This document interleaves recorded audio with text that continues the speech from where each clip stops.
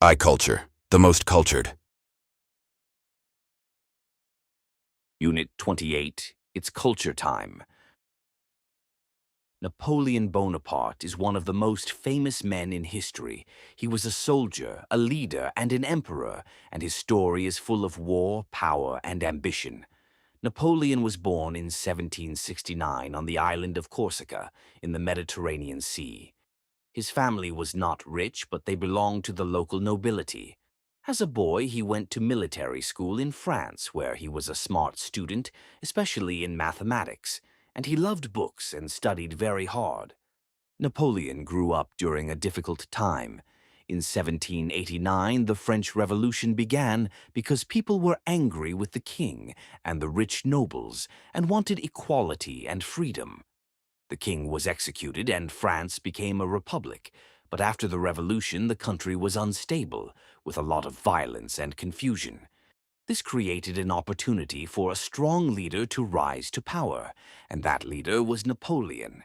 He joined the French army when he was young and quickly became famous for his military skills, winning many important battles and becoming a national hero. In 1799, he took control of the government in a coup, and 5 years later, in 1804, he crowned himself Emperor of France.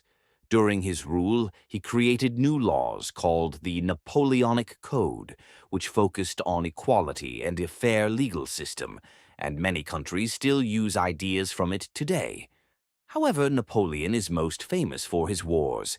He led the French army into Italy, Spain, Austria, and Russia, and for years his empire grew larger and larger.